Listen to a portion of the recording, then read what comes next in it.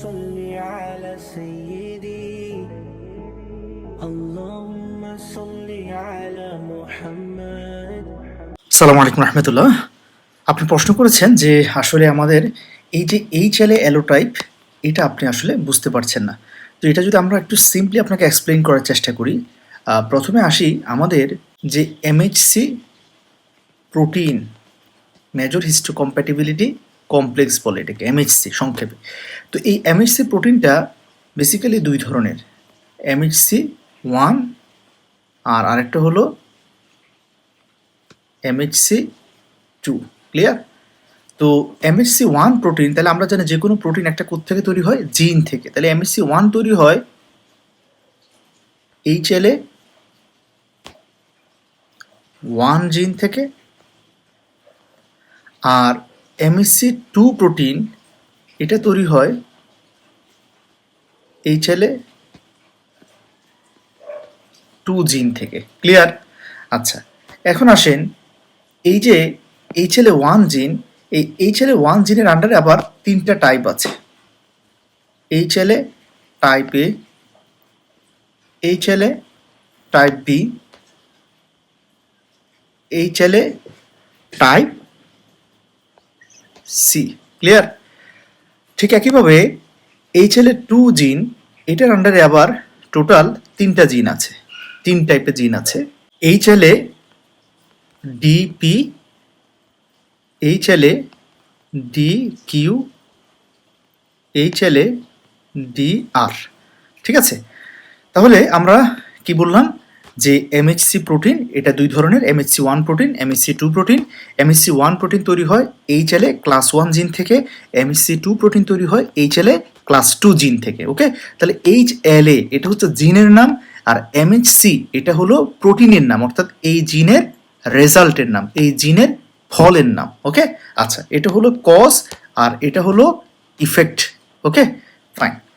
তাহলে এখন আসেন আমাদের বোঝানোর সুবিধার্থে আমরা ক্লাস 1 অর্থাৎ এইচএলএ ক্লাস 1 জিনটা নিয়ে আপনাকে এক্সপ্লেইন করব, তাহলে আপনার বুঝতে সুবিধা হবে ইনশাল্লাহ। এখন আসেন এখানে আমরা একটু নোটিস করি যে এখানে আমি কি লিখে দিয়েছি আপনাদেরকে আমার লেকচার নোটে, যে এই যে এইচএলএ এ এটা পৃথিবীতে টোটাল এখন পর্যন্ত 3900 টাইপের পাওয়া গেছে।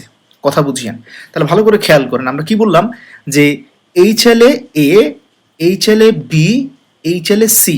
ওকে, তাহলে আমাদের ক্লাস 1 এইচএলএ জিন, ক্লাস 1 এইচএলএ জিন হচ্ছে টোটাল 3 ধরনের, এইচএলএ এ, এইচএলএ বি, এইচএলএ সি। এর মধ্যে আবার এইচএলএ এ এই পর্যন্ত পৃথিবীতে যত মানুষ আছে সবার ক্ষেত্রে হিসেব করে এখন পর্যন্ত আমরা ডিসকভার করেছি এইচএলএ এ এটা পৃথিবীতে টোটাল 3900 ধরনের হতে পারে।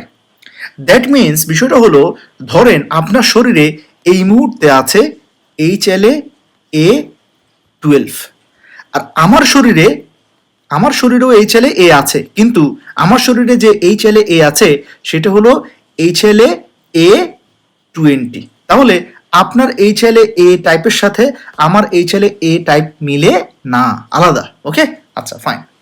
ঠিক একইভাবে আপনার শরীরে এই মুহূর্তে এইচএলএ বি আছে, তাহলে আপনার এইচএলএ বিটা হলো এইচএলএ বি 01, আর আমার শরীরে যে এইচএলএ বি আছে সেটা হলো এইচএলএ বি 03। তাহলে আপনার এইচএলএ বি আমার এইচএলএ বি এর সাথে মিলে না, কিন্তু আমাদের দুজনের শরীরে কিন্তু এইচএলএ বি আছে। তাহলে এরকম পৃথিবীতে টোটাল এইচএলএ বি কতশো পাওয়া গেছে? 4800 বা 4800 টাইপ। কারোর সাথে কারোটা মিলে না, তবে ভাই বোনদের মধ্যে এটার সিমিলারিটি থাকার পসিবিলিটি অনেক বেশি। ওকে, আচ্ছা, এই কারণে অর্গান ডোনেশনের ক্ষেত্রে ক্লোজ রিলেটিভস বা সিবলিংসকে প্রিফার করা হয়। তারপরে আসেন ঠিক একইভাবে আপনার শরীরে এইচএলএ সি আছে, ধরেন আপনার শরীরে যে এইচএলএ সি আছে সেটা হলো এইচএলএ সি 13, আর আমার শরীরে যে এইচএলএ সি আছে সেটা হলো এইচএলএ সি 14। তাহলে কারোর সাথে কারো এইচএলএ এই যে টাইপটা মিলছে না। ক্লিয়ার? এটাই হচ্ছে অ্যালোটাইপ, এটাই হচ্ছে অ্যালোটাইপ, অর্থাৎ আপনার শরীরেও এইচএলএ এ আছে, আমার শরীরেও এইচএলএ এ আছে, আপনার শরীরে এইচএলএ বি আছে, আমার শরীরে এইচএলএ বি আছে, আপনার শরীরে এইচএলএ সি আছে, আমার শরীরেও এইচএলএ সি আছে, কিন্তু আপনার এ টাইপের সাথে আমার এ টাইপ মিলে না, আপনার বি টাইপের সাথে আমার বি টাইপ মিলে না, আপনার সি টাইপের সাথে আমার সি টাইপ মিলে না। এখন ব্যাপারটাকে যদি আমরা আরেকটু ডিটেলসে বলতে যাই, একটু ডায়াগ্রাম দিয়ে বুঝাতে চাই, তাহলে খেয়াল করেন, ধরেন এটা হলো, ধরেন এটা হলো আপনার বাবার ক্রোমোজোম, এই যে প্যাটার্নাল ক্রোমোজোম। তো আপনার বাবার ক্রোমোজোমে এই মুহূর্তে এই ছেলে এ কত নাম্বারটা আছে? এই ছেলে A1 আছে, এই ছেলে B1 আছে, এই ছেলে C1 আছে।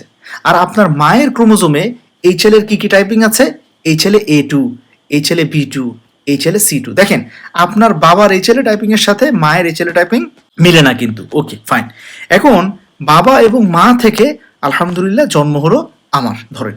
তাহলে নিয়মটা কি? নিয়মটা হলো আমরা একটা প্যাটার্নাল ক্রোমোজোম পাই আর একটা ম্যাটার্নাল ক্রোমোজোম পাই। তো ধরেন বাবার এই ক্রোমোজোমটা আমার কাছে আসলো আর মায়ের এই ক্রোমোজোমটা আমার কাছে আসলো। তাহলে এখন এই দুইটা ক্রোমোজোম একসাথে মিলেই আমার কি হচ্ছে? জিনোটাইপটা হচ্ছে। তাহলে বলেন তো আমার কাছে এই মুহূর্তে কি কি এই ছেলে টাইপিং আছে? এক্স্যাক্টলি বাবার এই তিনোটা, মায়ের এই তিনোটা, মোট 6টা ভিন্ন ভিন্ন টাইপের এই ছেলে জিন আমার ভেতরে এই মুহূর্তে আছে। তাহলে এখন যদি আমাকে প্রশ্ন করেন যে আমার কাছে এই মুহূর্তে কি কি এই ছেলে জিন আছে, তাহলে এই ছেলে A1, এই ছেলে A2, এই ছেলে B1, এই ছেলে B2, এই ছেলে C1, এই ছেলে C2। তাহলে এটা হচ্ছে আমার সেলে এই মুহূর্তে এই ছেলে জিনের ধরন বা টাইপ, এই টাইপ অর্থাৎ এখানে টোটাল 6টা ভিন্ন ভিন্ন টাইপের এই ছেলে জিন এই মুহূর্তে আমার শরীরে আছে। এটাকে জিন না বলে অ্যালিল বললে আরো বেটার। এবং আমার শরীরে যদি 100 ট্রিলিয়ন সেল থাকে, 100 ট্রিলিয়ন সেলের মধ্যেই আপনি এই ছেলের জিনগুলা বা অ্যালিলগুলাই পাবেন, এর বাহিরের কোনো অ্যালিল পাওয়ার সুযোগ নাই। তাহলে এখানে যেই জিনোটাইপটা দেখতে পাচ্ছেন আমার বডির প্রত্যেকটা সেলের মধ্যেই, অল নিউক্লিয়েটেড সেলের মধ্যেই এই ছেলে জিনগুলোই আছে। কথা বুঝতে পারছি? ঠিক একইভাবে আপনার প্রত্যেকটা সেলের মধ্যে এরকম 6টা ভিন্ন ভিন্ন এই ছেলে জিন আছে, 6টা ভিন্ন ভিন্ন এই ছেলে অ্যালিল আছে। যেই 6টা অ্যালিলের সাথে আমার 6টা অ্যালিল মিলবে না, বা মিললেও হয়তো 2-1টা মিলে যেতে পারে। কথা বুঝতে পারছি?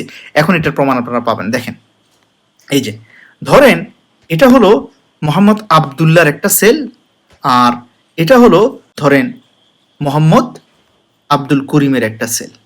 এখন এই মুহূর্তে যদি আপনারা লক্ষ্য করেন, দেখেন তো ভালো করে যে এখানে এই যে মোহাম্মদ আবদুল্লাহর জিনে আমরা কি কি এই ছেলে অ্যালিল পাচ্ছি, কি কি টাইপের এই ছেলে অ্যালিল পাচ্ছি আমরা? এই ছেলে A1, A2, এই ছেলে B1, B2, এই ছেলে C1, C2। কিন্তু আব্দুল করিমের সেলে আমরা কি কি এই ছেলে অ্যালিল পাচ্ছি?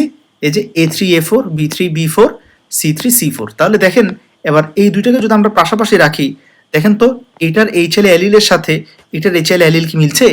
মিলছে না। ঠিক একইভাবে এরকম পৃথিবীর যতগুলো মানুষ আছে তাদের এক একজনের এক এক ধরনের এই ছেলে অ্যালিল থাকে। তবে কারো কারো ক্ষেত্রে সিমিলারিটি থাকতে পারে কাছাকাছি, কিন্তু 100% মিল সাধারণত পাওয়া যায় না। অর্থাৎ কিরকম হতে পারে বিষয়টা? যেমন ধরেন এখানে এই ছেলে A1 আছে, এখানে এই ছেলে A2 আছে।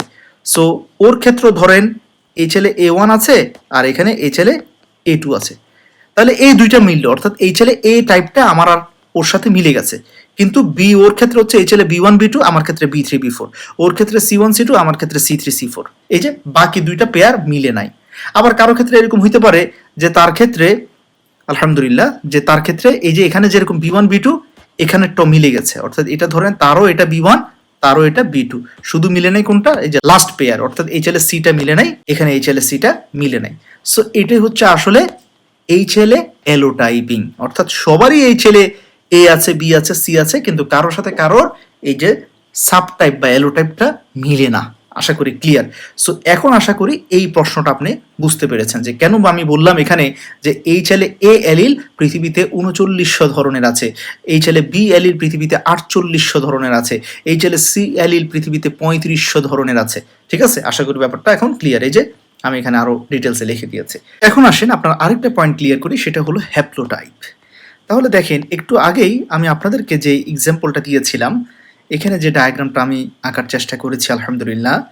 সো এখানে খেয়াল করেন এটা হলো আমার একটা সেল, তাই না? এটা হলো আমার বডির একটা সেল। ওকে, এখন দেখেন আমার এই সেলে এই ছেলে এ এই অ্যালিলটা কয়টা আছে? অর্থাৎ এই ছেলে এ, তারপর হলো এই ছেলে বি, তারপর হলো এই ছেলে সি। এখন আপনারা লক্ষ্য করুন যে আমার এখানে এই ছেলে এ এটার কিন্তু দুইটা অ্যালিল আছে, এই যে A1, A2, একটা বাবা থেকে পাওয়া, একটা মা থেকে পাওয়া।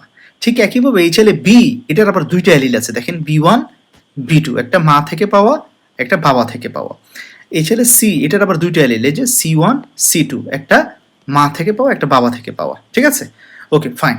সো এই যে HLA এর দুইটা অ্যালিল, তাহলে এটাকে একটা হ্যাপ্লোটাইপ, এটাকে একটা হ্যাপ্লোটাইপ বলবো। দুইজন দুইটা ক্রোমোজোমে অবস্থিত, একজন বাবার ক্রোমোজোমে একজন মায়ের ক্রোমোজোমে। সো এটা একটা হ্যাপ্লোটাইপ, এটা একটা হ্যাপ্লোটাইপ। তারপরে একইভাবে এই ছেলে বি, এই অ্যালিলটারও B1 একটা হ্যাপ্লোটাইপ, B2 আর একটা হ্যাপ্লোটাইপ। এই ছেলে সি, এটারও আবার দুইটা হ্যাপ্লোটাইপ, এই ক্রোমোজোমে একটা হ্যাপ্লোটাইপ C1, এই ক্রোমোজোমে একটা হ্যাপ্লোটাইপ C2। তাহলে প্রত্যেকটা এই ছেলে জিনের কয়টা করে অ্যালিল আছে এই মুহূর্তে? দুইটা করে অ্যালিল, দুইটা করে হ্যাপ্লোটাইপ, এই ছেলে A1, এই ছেলে A2। ঠিক একইভাবে এই ছেলে বি এর দুইটা হ্যাপ্লোটাইপ, B1 B2। ঠিক একইভাবে এই ছেলে সি এর দুইটা হ্যাপ্লোটাইপ, C1 C2, ঠিক আছে? এবং ইন্টারেস্টিংলি আমরা জানি সাধারণত এই দুইটা অ্যালিলের, অর্থাৎ কমপ্লিমেন্টারি যে অ্যালিলগুলো আছে, অর্থাৎ বাবার এবং মায়ের দুইটা অ্যালিল থাকলে যে কোনো একটা অ্যালিল এক্সপ্রেসড হয়, অর্থাৎ সে প্রোটিন হিসেবে প্রকাশ পায়। সাধারণত বাবার অ্যালিলটাই কি হয়? প্রকাশ পায়, ডমিনেন্ট হয়। কিন্তু মজার বিষয় হলো এই ছেলে জিনের ক্ষেত্রে এই জিনটা হলো কোডমিনেন্ট, অর্থাৎ এই ছেলে A1ও এক্সপ্রেসড হবে, সেও প্রোটিন তৈরি করবে, এমএসসি প্রোটিন তৈরি করবে। এই ছেলে A2 সেও এক্সপ্রেসড হবে, সেও প্রোটিন তৈরি করবে। অর্থাৎ এখানে কোনো জিনই কি থাকবে না? সাপ্রেসড থাকবে না, দুইজনই এক্সপ্রেসড হবে অ্যাজ প্রোটিন। ক্লিয়ার? এই কারণে এটাকে আমরা বলি কোডমিনেন্ট জিন। আশা করি উত্তরটা পেয়েছেন এখন। হ্যাপ্লোটাইপ কি এটাও আশা করি ক্লিয়ার। আলহামদুলিল্লাহ। থ্যাংক ইউ সবাইকে। আল্লাহ হাফিজ। আসসালামু আলাইকুম রহমতুল্লাহ। যে আল্লাহকে ভয় করে, আল্লাহ তার জন্য উত্তরণের পথ করে দেন এবং তাকে এমন উৎস থেকে রিজিক দেন যা সে কল্পনাও করতে পারে না।